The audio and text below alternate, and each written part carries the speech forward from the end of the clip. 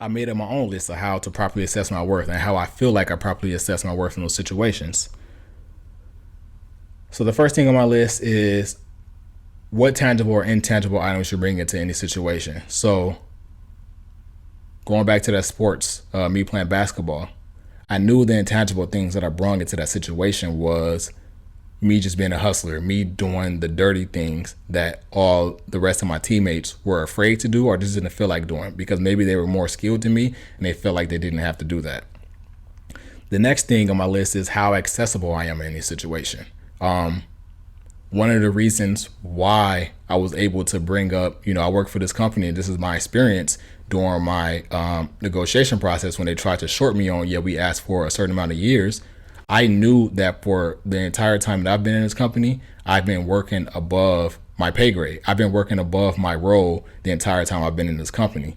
So you can try to shortchange me as much as you want, but you look at my resume and you look at the things that I have under my different roles, this is not stuff that I should be doing in these roles. These are roles that's normally a role above or two roles above what I was or what I am at that moment.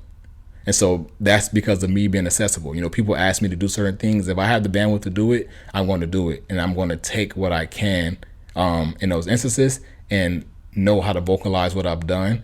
And so now when I'm in situations where people are saying, we asked for 3 years and you only been 2 years, I can say, yeah, I've been 2 years, but I've done this, this, and this, which is probably the same thing that this person have done, but I've done it in less years and I've been on a bigger company. What I've done in history.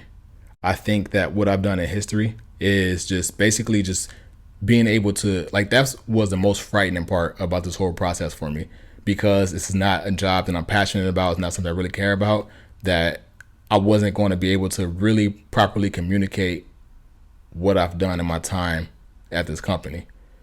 And that's another reason why I felt like I was going to lean on the person who brought me to the industry, because I really just didn't know what to say or how to relate to different things that I did or how it would be taken. But if you're able to vocalize, or you're able to communicate what you've done in your history, that's going to make, and again, this is not just professional. I'm just giving you my professional example on how that relates to me. But if you can align that and you can vocalize that, then you'll be good. Again, going into relationships, going into friendships, if you can vocalize that and you can communicate those things, it changes and it shifts the dynamic of how someone interacts with you. How teachable I am. You should be teachable for your entire life. In a relationship, let your partner teach you certain things, be introduced to certain things. In a job, let your supervisor, let associates, let directors, let them be able to teach you certain things so that you are more expandable. In sports, definitely got to be coachable. The more teachable you are, the better you are in the relationships that you can create with different people, because now they know that they can work with you. No one wants to work with anyone who isn't teachable in every aspect of life. Next on my list is how much money I make. I kind of took that from Forbes, but I mean, the money I'm making, the money that I was able to negotiate, it definitely made me happy, but I knew my worth. And so now I know going forward, the next time I have to negotiate something, that I know what I should ask for. Again, money brings happiness. Money brings as much happiness and joy as it does sadness. So take this part with a grain of salt. But I think that when you're making a certain amount of money, you have a better sense of worth of yourself. Last on my list is how happy I am. This is going back to the morale. This is going back to where I was in the fall, where I felt like I was going through a routine. And because I was going through a routine, it was having a negative effect on my mind state.